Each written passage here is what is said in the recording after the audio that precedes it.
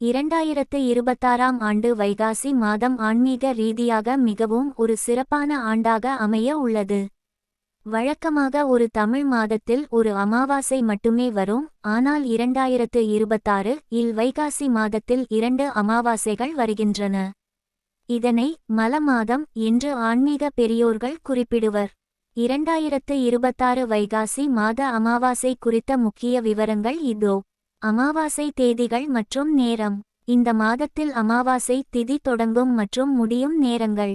நிகழ்வு தேதி ஆங்கிலம் தமிழ் தேதி முக்கியத்துவம் முதல் அமாவாசை மே 16 2026 சனிக்கிழமை வைகாசி 02 சனி ஜெயந்தி மற்றும் அமாவாசை. இரண்டாவது அமாவாசை ஜூன் 14 2026 ஞாயிற்றுக்கிழமை வைகாசி 31 வைகாசி மாத நிறைவு. வைகாசி அமாவாசையின் சிறப்புகள். 1. சனி ஜெயந்தி மே 16.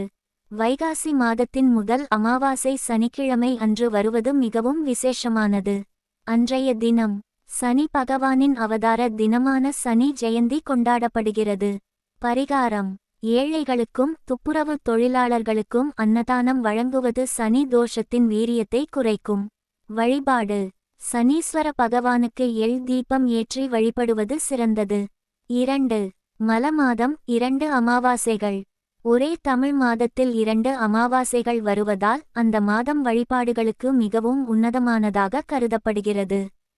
ஆடி தை புரட்டாசி மாத அமாவாசைகளைப் போலவே இந்த வைகாசி மாதமும் பித்ரு வழிபாட்டிற்கு முன்னோர் வழிபாடு மிகுந்த பலன்களை தரும். ஜாதகத்தில் பித்ரு தோஷம் உள்ளவர்கள் இந்த 2 அமாவாசைகளிலும் தகுந்த நீர்நிலைகளில் தர்ப்பணம் கொடுப்பது 7 தலைமுறை பாவங்களை நீக்கும் என்பது நம்பிக்கை. 3. பித்ரு கடன் தீர்த்தல். வைகாசி மாதம் சூரியன் ரிஷப ராசியில் சஞ்சரிக்கும் காலம். இந்நாளில் முன்னோர்களுக்கு எள்ளும் தண்ணீரும் இறைத்து வழிபடுவது குடும்பத்தில் தடைபட்டு வந்த சுபகாரியங்களை மீண்டும் தொடங்க வழிவகுக்கும். வழிபாட்டு முறைகள்: தர்ப்பணம் அதிகாலையில் புனித நதிகளிலோ அல்லது வீட்டிலோ முன்னோர்களை நினைத்து எள் மற்றும் தண்ணீர் விட்டு தர்ப்பணம் செய்யவும். தானம்: அரிசி பருப்பு பழங்கள் அல்லது ஆடை போன்றவற்றை ஏழைகளுக்கு தானமாக வழங்கலாம்.